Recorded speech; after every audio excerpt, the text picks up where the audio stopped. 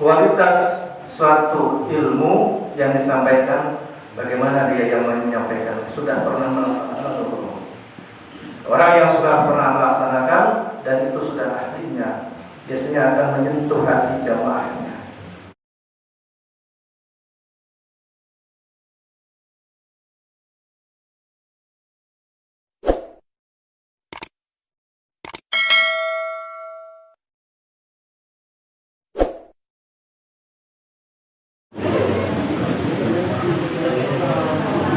Bismillahirrahmanirrahim.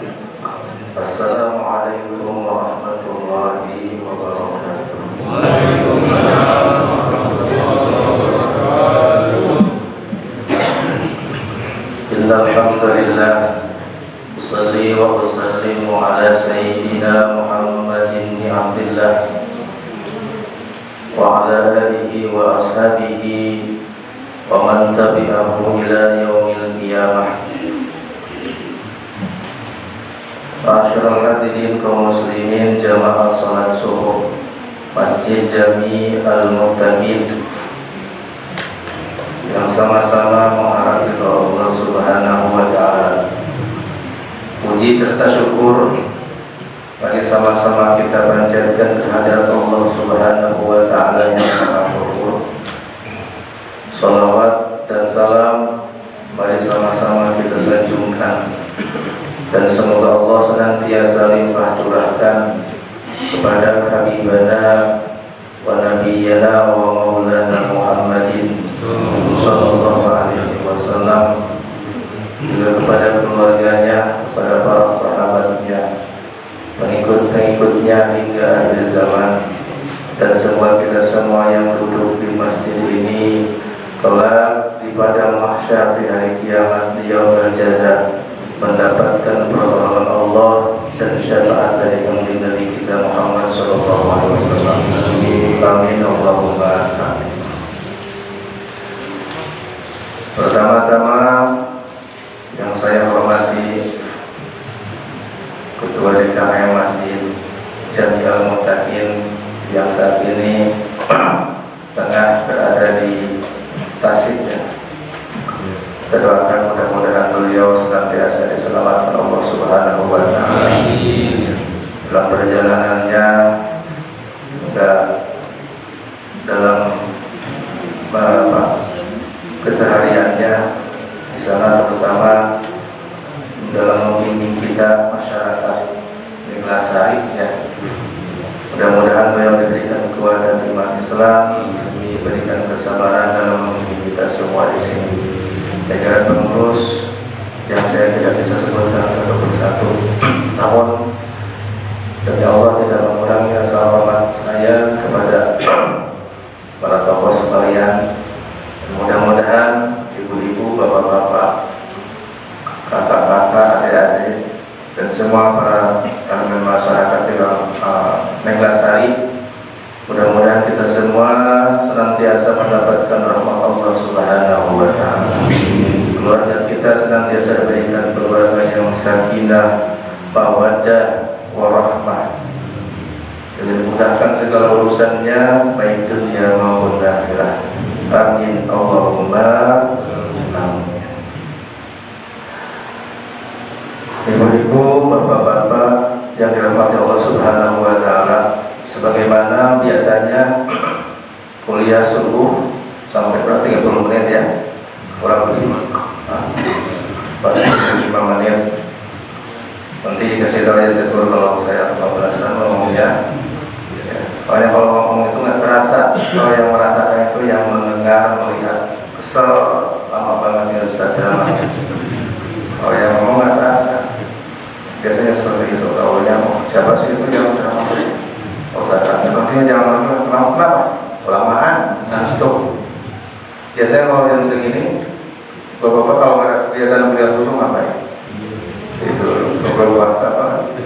Tapi kalau sekarang kan banyak sedang masih lockdown ya, masih PSBB, ada kegiatan di sekolah, ada kegiatan di kantor, kerja di rumah sebelumnya tidur. Alhamdulillah pada hari ini, pada pagi hari ini kita semua insya Allah duduk di masjid ini mendapatkan rahmat Allah Subhanahu wa taala, mendapatkan fadlnya Allah Subhanahu wa taala. Duduknya di majelis taklim, duduknya kita di masjid ini 1 saat lebih bagus daripada dunia dan seluruh isinya. Tadi sudah kita melaksanakan sholat subuh, kemudian ada qobliyah subuh, sholat fajar. Itu luar biasa. Siapa yang mendawamkan sholat subuh berjamaah selama 40 hari, insya Allah hajat dari Allah Subhanahu wa taala. Sunnah qobliyahnya saja Allah berikan pahala rakaatul fajri khairun minad dunya wa ma fiha. 2 rakaat sebelum subuh itu lebih bagus daripada dunia dan seluruh isinya. Apalagi sholat subuhnya hari lagi. Nah, oleh karenanya beruntung kita yang duduk di sini, kemudian setelah sholat subuh dilanjutkan dengan taklim. Ini luar biasa. Satu saatnya kata Rasulullah SAW kepada sahabat Abdullah bin Mas'ud, ya Ibnu Mas'ud dulu suka saatan di majlisil ilmi, la tamasuk wala man wala taqtu harfan khairul laka min itqi alfi raqabah.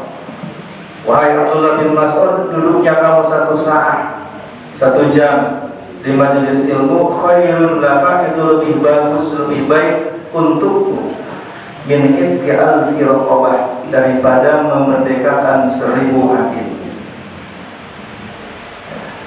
Kemudian wassalamu, salammu kepada orang alim, khairul laka min alfi farsin tasaddaqta biha fi sabilillah, dalam kitab Tamhidul. Salammu kepada orang alim, membaca salam kita ketemu sama guru di SD, di madrasah, di majelis taklim, ketemu salam duluan. Maka salam kita Allah berikan pahala khairun min alfi farsin tasaddaqta biha fi sabilillah. Itu lebih bagus daripada kamu menyedekahkan 1000 kuda untuk di jalan Allah. Baru salamnya, melihatnya, memandangnya para ulama dan seterusnya, itu lebih bagus. Tapi mandangnya mandang mahabbah, mandangnya mandang senang, mandang resep, bukan mandang jijik. Kadang-kadang ada juga orang ngaji nggak pernah, sholat nggak pernah, sama ustaz budak banget, benci ada. Dan dulu zamannya ada Abu Lahab, Abu Jahal gitu. Jadi sama Nabi nggak senang, nggak cinta. Pun sama orang-orang yang ikut Nabi dibenci juga, dicaci. Di masjid nggak pernah, ngaji nggak pernah, bahkan sebel benci sama ustaz. Dan Alhamdulillah. Maka oleh karena itu untunglah orang yang duduk di majelis taklim itu nggak bawa apa-apa, nggak bawa pulpen, nggak bawa buku, baru duduknya saja Allah berikan pahala 1000. Mereka kasih 1000, apalagi bawa buku. Ada yang bawa buku nggak? Nggak ada. Berarti sudah hafal semua Al-Quran. Kita hafil, insya Allah. Ya. Kalau ngaji misalnya ngaji, kalau di sana ngaji. Insya Allah sini bawa yang bawa buku. Makanya kalau Bapak Ibu kalau ngaji itu ibarat perang. Kita sedang duduk di majelis taklim itu seperti perang. Kalau perang itu harus bawa perkakas, harus bawa alat tempur, minimal pisau lipat gitu ya.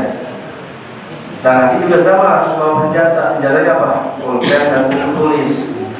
Nah kita namanya yang awam pada umumnya kalau ngaji ya, jangankan sampai rumah, begitu pakai sendal keluar jangan lupa. Tadi ngaji apa? Nggak tahu, pokoknya rame kan. Bisa gitu. Ya, saya orangnya nggak bisa ngurus. Jadi kalau yang biasanya kalau sekarang kan parameternya kalau ngaji itu yang bagus, yang bisa ngurus, yang bikin orang lain itu ketawa dan seterusnya. Padahal itu kan itu. Pengajian, ngaji yang sukses, ngaji yang berhasil, pengaji atau penceramah yang bagus itu ketika dia menyampaikan masuk ke hati nurani kemudian diamalkan, itu yang bagus. Bukan berarti. Nah biasanya ukurannya ibda binafsi. Kualitas suatu ilmu yang disampaikan, bagaimana dia yang menyampaikan, sudah pernah melaksanakan atau belum. Orang yang sudah pernah melaksanakan dan itu sudah ahlinya, biasanya akan menyentuh hati jamaahnya. Tapi kalau orang itu hanya bisa menyampaikan, dia sendiri tidak bisa melaksanakan, biasanya lupa. Begitu jamaahnya keluar, dia lupakan. Mudah-mudahan setelah kita keluar dari sini, insya Allah kita bisa mengamalkan ilmu yang kita pelajari kalau kita saat ini. Ibu bapak jamaah kaum muslimin rahimakumullah, saat ini kita akan memasuki bulan Rabiul Awal, tanggal sabaraha? Tanggal 15 Rabiul Awal, benar kan? 15 apa 12 apa 13? Kalau Rabiul Awal kita kurang paham ya. Tapi kalau bulan Oktober, November, Desember apa? Kalau bulan Masehi tanggal berapa sekarang? Tahun Masehi tanggal 1. Biasanya kalau tanggal 1 duduknya agak kiri. Kenapa? Kantongnya masih tebal. Jadi kantongnya masih penuh, duduknya begini. Tapi kalau tanggal 25 biasanya duduknya mempes ini. Banyak kantongnya mempes. Tapi kalau sekarang duduknya agak kiri ke kiri. Karena di kantong kanan ada dompet. Ya. Tanggal 15 Rabiul Awal, tanggal 12 apa? Hari apa? Hari Kamis ya. Hari Kamis kalau di sana tidak ramai. Di mana serentak adakan baca, meskipun ada peringatan Maulid secara meriah, tapi biasanya di masjid-masjid membacakan, bahkan dari tanggal 1 Rabiul Awal bacakan nazam-nazam apa itu berjanji atau dari ibadah seterusnya. Di mana pada bulan ini dilahirkan ke alam dunia, ke muka bumi Nabi kita, Nabi Muhammad Sallallahu Alaihi Wasallam pada tanggal 12 Rabiul Awal. Rasulullah Sallallahu Alaihi Wasallam merupakan rahmat Allah yang paling besar. Maka apapun yang dikaitkan dengan Rasulullah itu paling istimewa. Kita menjadi umat terbaik karena kita menjadi umat Rasulullah.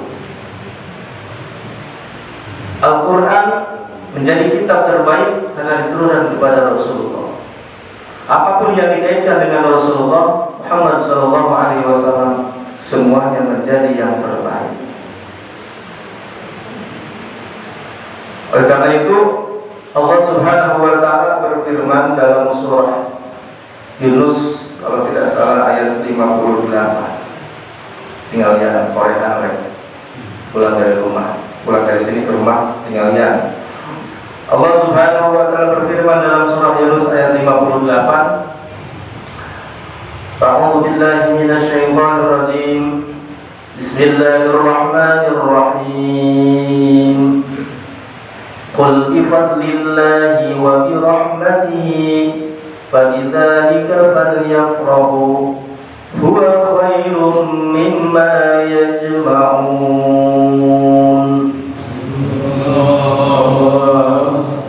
Contohnya, Qul bifadlillah, katakan wahai Muhammad kepada umatmu, kepada kita, bifadlillahi, dengan karunia Allah Subhanahu wa Ta'ala.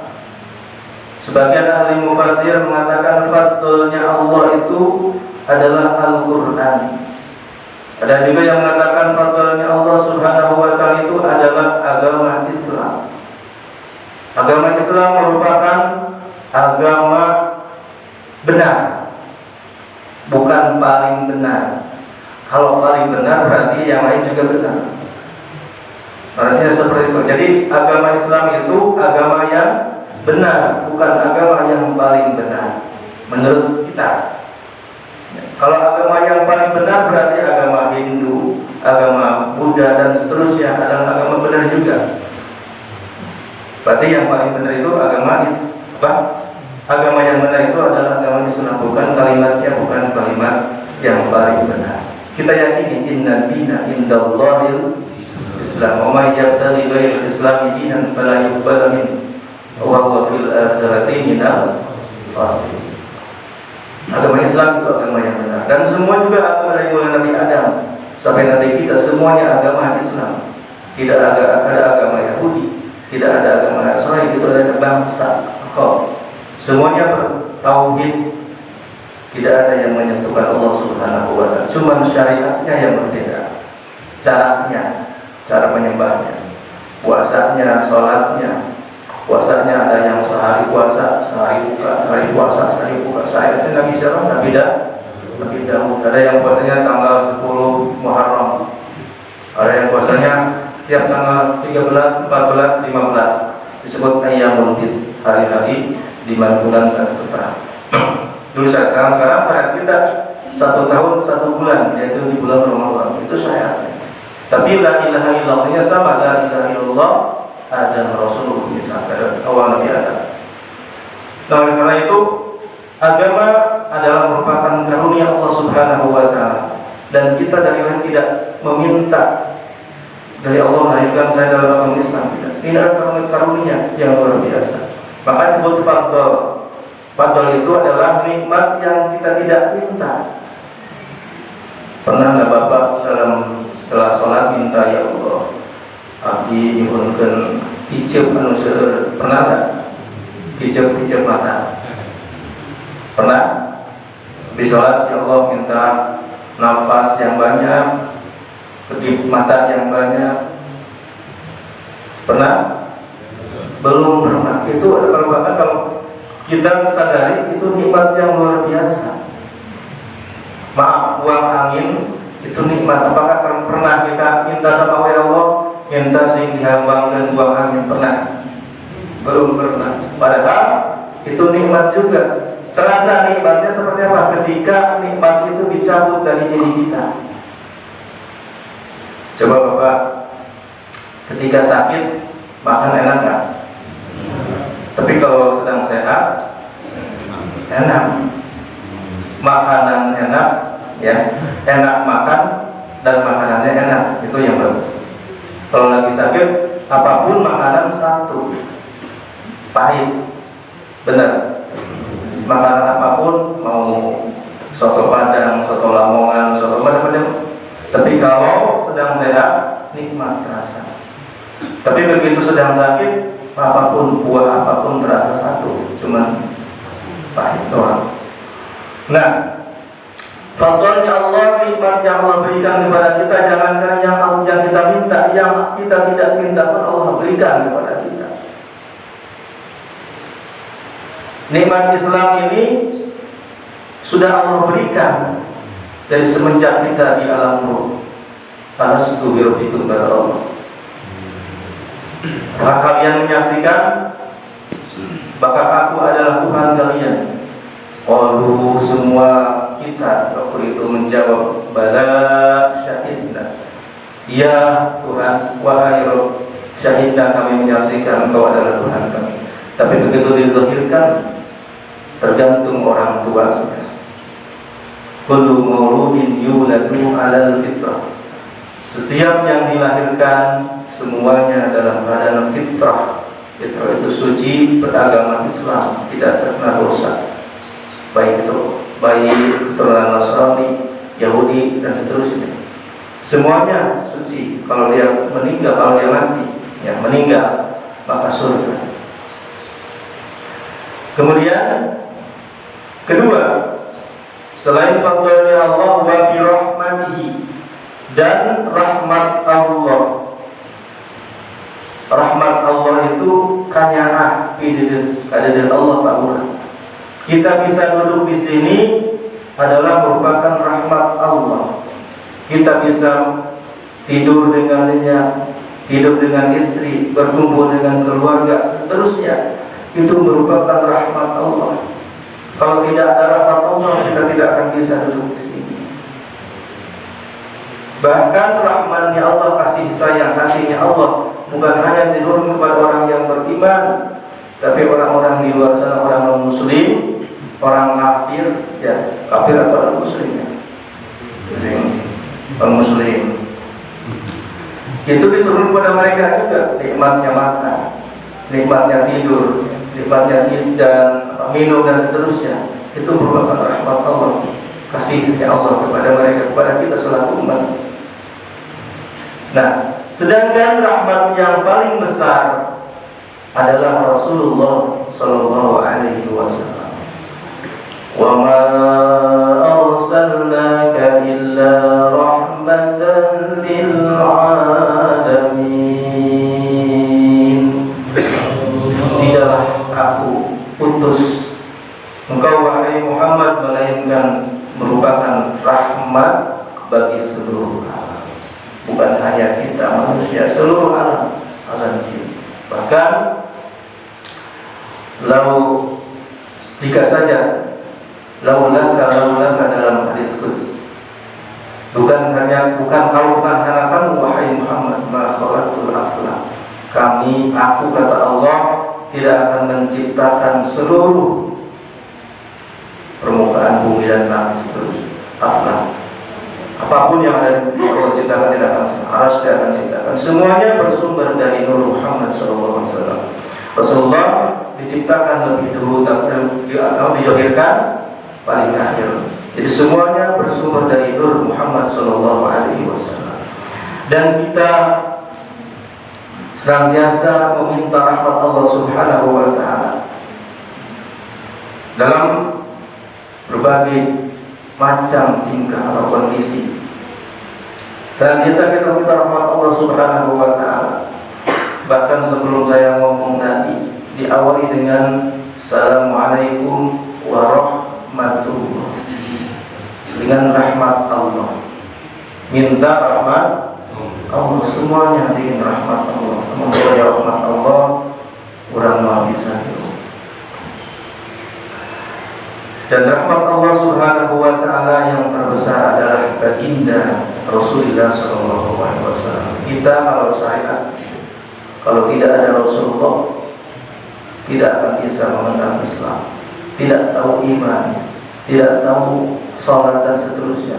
Maka semuanya rahmat terbesar itu dikumpul di jami-jami'an adalah Rasulullah SAW.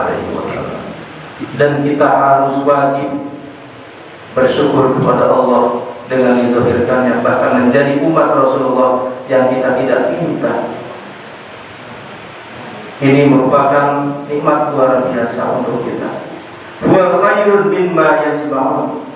Dan itu fadl Allah, rahmat Allah, khairun mimma yajma'un. Lebih bagus daripada apa yang kau kumpulkan. Harta, tahta, semuanya.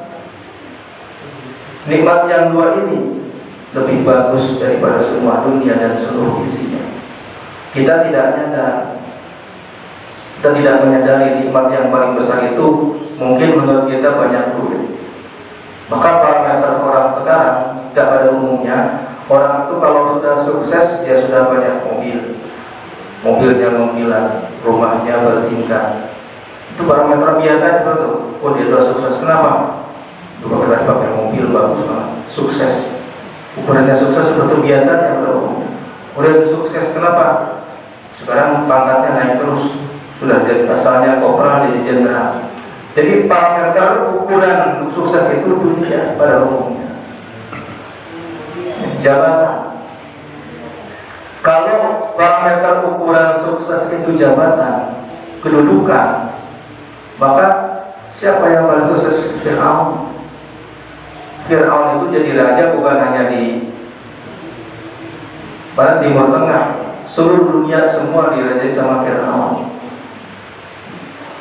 Tapi kenapa Fir'aun tidak sukses? Padahal jadi raja, kalau ukuran sukses itu jadi pejabat. Ya. Fir'aun sukses tidak? Tidak. Kenapa tidak sukses? Karena tidak mempunyai nikmat iman. Ya. Ada nggak yang Fir'aun sukses? Kalau dia sukses, ada nggak begitu anaknya lahir dikasih nama Fir'aun? Mau nggak? Siapa namanya? Fir'aun. Kenapa dia pejabat yang sukses? Karena kita ukur jabatan itu yang sudah jadi pejabat tinggi sukses. Fir'aun tidak sukses. Maka di situ bukan tandanya sukses. Allah letakkan kesuksesan bukan pada jabatan.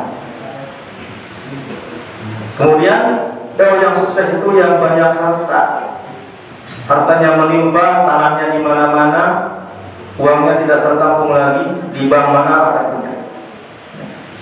Di bank ini punya, di BCA, di BRI, di BRI, Mandiri, semua ATM-nya. Apakah itu tandanya sukses? Kalau tandanya sukses orang itu di harta, maka yang paling sukses tentu Qarun. Ya, Qarun itu luar biasa hartanya. Ya, jangankan hartanya, kuncinya saja dari emas, kunci gembok hartanya, gudangnya nggak terbawa oleh kita, oleh manusia, dibawa pakai kuda, pakai sandal. Kuncinya saja, kunci hartanya, apalagi hartanya. Ya, itu 100 dolar habis. Maka Allah murka kepada Qarun, ditenggelamkan hartanya. Maka oleh karena itu kesuksesan Allah tidak letakkan pada harta. Maka Allah berikan kesuksesan pada hati, pada nikmat iman dan Islam. Jadi kita orang yang muslim, orang yang mukmin adalah orang yang sukses. Kelak di hari kiamat kita akan masuk surga. Ya, masuk surga Bu, harus mati dulu. Nah, nikmat terbesar nikmat iman dan Islam. Ini karunia Allah, rahmat Allah Subhanahu wa ta'ala. Orang-orang terdahulu, ya, seperti Nabi Musa alaihissalam ingin sebetulnya menjadi umat Rasulullah. Nabi Daud ingin menjadi umat Rasulullah. Bahkan Nabi Adam sendiri. Nabi Adam itu pernah dalam kitab Nashihul Ibad, dia berkata, aku iri kepada umat Rasulullah SAW. Allah berikan 4 kemuliaan kepada umat Rasulullah SAW, kepada kita. 4 kemuliaan yang Allah tidak berikan kepada aku, tapi Allah berikan kepada umat Rasulullah. Apa yang pertama? Kata Nabi Adam, aku ketika berbuat dosa, yaitu makan buah khuldi, Allah keluarkan aku dari surga hanya dengan satu kesalahan. Tetapi umat Muhammad SAW berbuat dosa di dunia, tapi Allah masukkan dia ke dalam surga kalau dia bertobat, taubat dan nasuha. Mau dosa berapa kali, 1000 kali, 100 kali, 100 kali, berbuat dosa dalam dunia di muka bumi ini, Allah akan masukkan ke dalam surga kalau dia bertobat.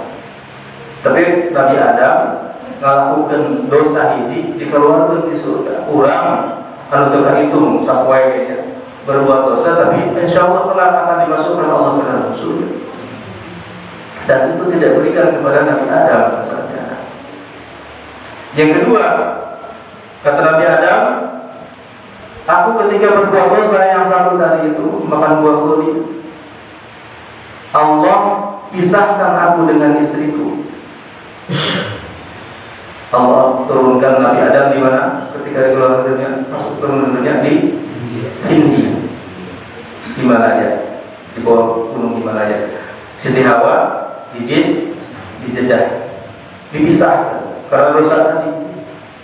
Orang berbuat dosa, umat Rasulullah berbuat dosa, dipisahkan dan timbang matikan jemaah. Itu orang masih berbuat dosa, masih bisa seliankan, bersolat masih bisa seliankan, masih bisa tertawa, berbohong masih bisa tertawa-tawa. Nabi Adam berbuat dosa, Allah pisahkan dengan istrinya. Itu kan Nabi Adam ini kepada kita. Yang ketiga, kata Nabi Adam, ketika aku berbuat dosa, Allah lepaskan bajuku.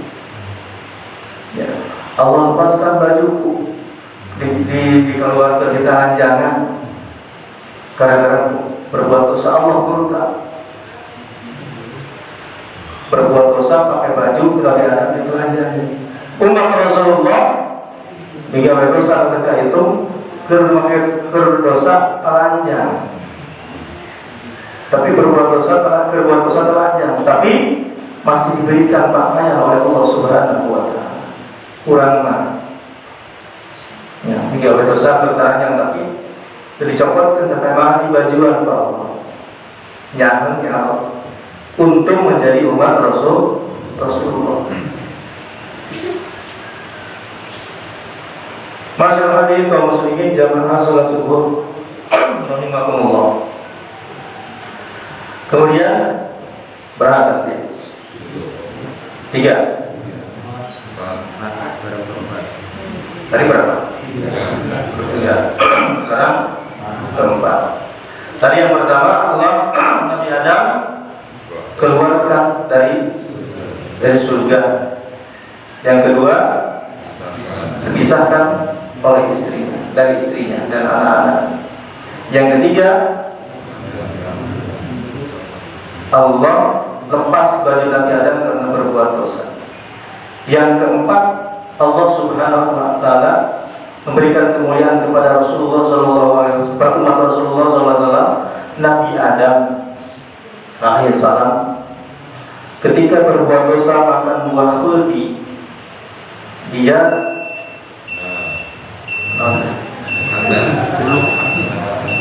sarapan sudah tiba. Nabi Adam alaihissalam ketika berbuat dosa, dia dalam keadaan pakai baju dan sudah itu saya dulu. Rasa gedung 3 dulu aja ya, karena waktunya sudah habis. Ini gimana? Belum. Diikat saja. Maka nikmat yang terbesar adalah nikmat iman dan Islam dan menjadi umat Rasulullah Shallallahu Alaihi Wasallam. Maka kita pantas bersyukur menjadi umat Rasulullah Shallallahu Alaihi Wasallam, dan kelak di hari kiamat kita akan mendapatkan syafaat Rasulullah Shallallahu Alaihi Wasallam kalau kita saat ini mencintai Rasulullah. Cinta kita kepada Rasulullah. Cinta tidak. Cinta apa bukti cintamu kepada Rasulullah? Apa buktinya? Ya, cinta itu kan harus dibuktikan. Saya mencintai di sana orang bawa kata pemajikan, ibu saya cinta sama ibu. Ibu kau pemajikan, apa buktinya? Pokoknya nama cinta ya. Ibu ke suami, bapak saya cinta sama bapak. Apa buktinya? Pokoknya nama cinta Tidak bisa begitu ya. Cinta itu memerlukan pengorbanan. Cinta itu harus dibuktikan dengan perbuatan ya. Nggak boleh seperti yang saya cinta pak sama bapak, pokoknya saya cinta.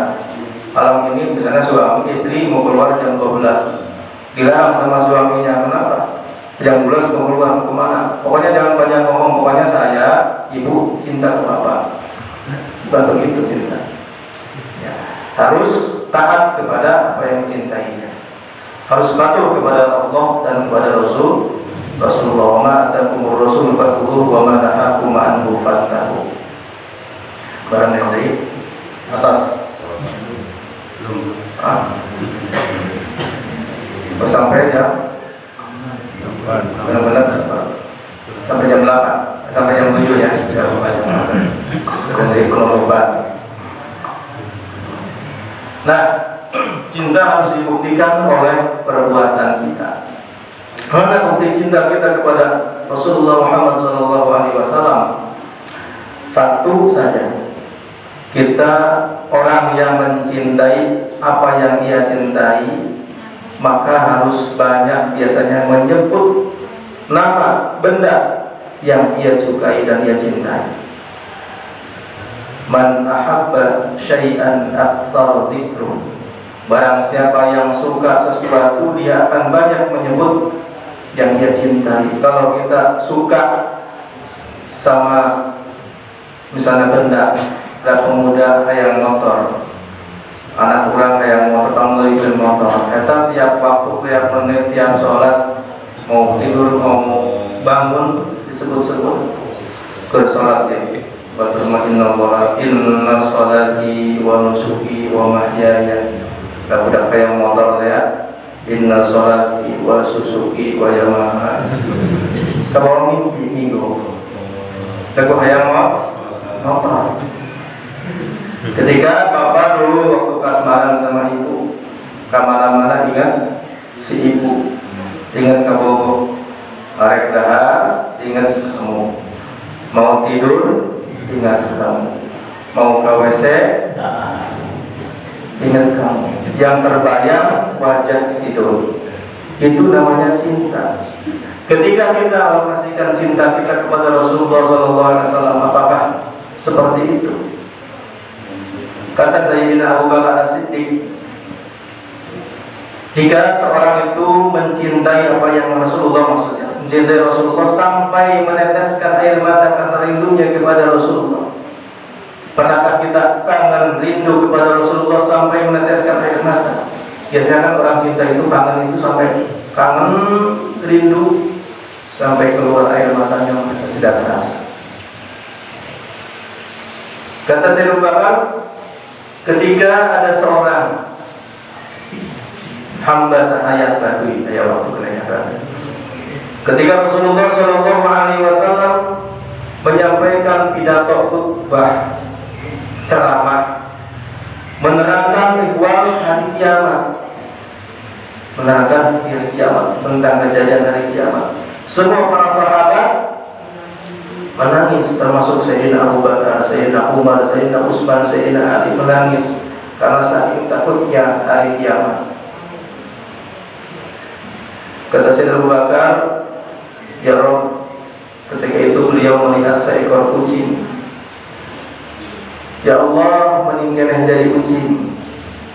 Kunaon sebagai kucing mata pikiran kayak ngesbaik kumaha, ngesbaiknya apa ya? Tapi aku Sayyidina Abu Bakar, ketika Allah matikan kemudian dibangkitkan, dimintakan pertanggungjawab di hari kiamat. Meninggalnya jadi kucing Sayyidina Abu Bakar. Sayyidina Abu Bakar menangis ketika Rasulullah SAW menyampaikan hari ikhwal, hari kiamat. Akan tetapi di tengah-tengah tangisan para sahabat yang agung ini ada seorang sahabat yang awam, yang mengenal bahasa udangnya, tenyawan yang mau terbuka ngaji tara majelis kedua itu sudah. Ya.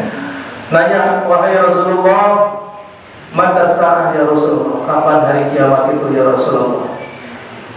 Para sahabat Abu Bakar saja menangis, bersedih, jelma ujung-ujung nanya kapan hari Rasulullah hari kiamat? Tidak hari kiamat ya Rasulullah. Ya Rasulullah kaget. Ya, ujung-ujung nanya itu. Terus Rasulullah SAW menghadapkan wajahnya kepada orang tersebut. Maaf telah apa yang sudah kau kumpulkan untuk menghadapi hari kiamat, sehingga kau berani bertanya kapan hari kiamat, seolah-olah kau menantang akan datangnya hari kiamat. Orang itu pun makin bingung. Ya Rasulullah, justru karena aku tidak punya bekal apa-apa. Sahabat aku saja, Sayyidina Abu Bakar, Sayyidina Umar, Sayyidina Utsman, Sayyidina Ali menangis. Apalagi aku yang tidak punya apa. Terus apa bekalmu untuk menghadapi hari kiamat, kata Rasul? Tidak ada ya Rasulullah, kecuali kecintaanku kepadamu ya Rasulullah. Modalnya ukur cinta ke Rasulullah. Maka Rasulullah SAW membalikan badannya ke orang tersebut. Kemudian Rasulullah bersabda, dan ini hadisnya panjang, anta ma'aman ahbabta. Kata Rasul, bapak, mamang, mang, antum ente anjeun bapak di hari kiamat, di hari padang mahsyar bersama orang-orang yang kau cintai. Jadi Rasulullah menjawab, nanti bapak jangan sedih, bapak di hari kiamat bersama aku, bersama orang yang kau cintai. Maka yuhsyarul mar'u ma'a man ahabba. Nanti orang itu dikumpulkan bersama orang yang dia cintai di dunia ini. Ketika kita mencintai Rasulullah, kita akan dikumpulkan bareng Rasulullah SAW. Maka orang ini pun tertawa, tersenyum, senang, gembira karena dia kan dikumpulkan oleh Allah bersama orang yang dia cintai. Sebaliknya, kalau kita di dunia ini senang ngefans sama orang non-muslim, orang kafir, orang yang tidak senang sama Allah, fotonya dipajang di kamar anak orang.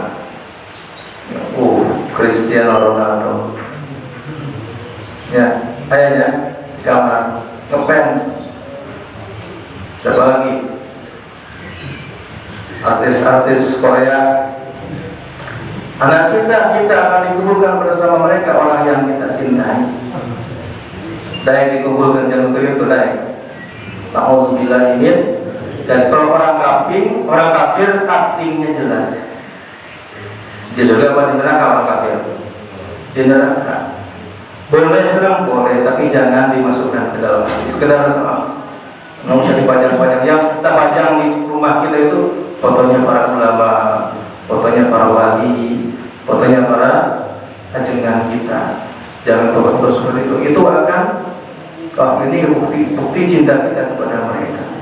Kalau kita cinta kepada Rasulullah, minimal kita harus apapun kita sambungkan kepada Rasulullah SAW. Dan salah satu cinta kita adalah sering banyak membaca sholawat aktsar mintik atau astagfirullah. Inna awlan nasa bi yawmal qiyamati aktsaruhum alayya salatan. Dalam sebuah hadis. Sesungguhnya yang paling utama, yang paling dekat bi nanti denganku yaumul qiyamah, pada hari kiamat, aktsaruhum alayya salatan, yang paling banyak membaca sholawat. Seberapa ribu sholawat sampai 4 kali, 5 kali. Nah, sholat doang namanya. Sudah menghapus tindakan Rasulullah, tapi karena sholawat kedua. Maka bacakan minimal ketika ada orang membaca nama Muhammad SAW, kita bersolawat.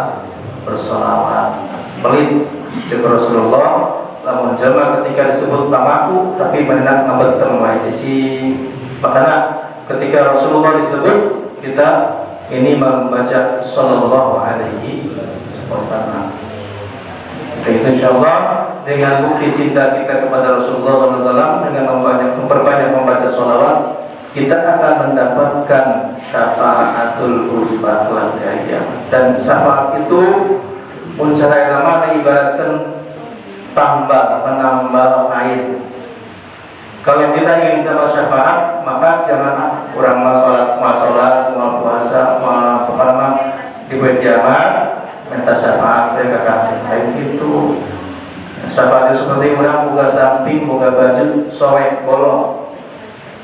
Ya, begitu yang dipakai, yang harus gimana ditambah bolongnya. Ini bajunya kakak punya, samping nanti buka, yang ditambah mana? Tidak nyambung. Jadi amal sholat tetap kita laksanakan dengan maksimal. Puasa laksanakan. Nanti kurangnya karena kita cinta kita kepada Rasulullah, maka Rasulullah akan memberikan tambahan itu syafaat. Seperti itu kalau kita lakukan. Nah, itu saja barangkali yang bisa saya sampaikan. Ada pertanyaan? Alhamdulillah tidak ada. Sudah waktunya sarapan dulu biasanya. Terima kasih atas segala perhatian dan mohon maaf atas segala kekurangan. Yang hak yang benar tentu datangnya dari Allah Subhanahu wa Ta'ala. Yang salah, yang gelap tentunya kebodohan dari saya pribadi, dan mohon dibukakan pintu maaf yang seluas-luasnya insyaallah. Terima kasih. Wallahul muwaffiq ila aqwamit thoriq. Wassalamualaikum warahmatullahi wabarakatuh.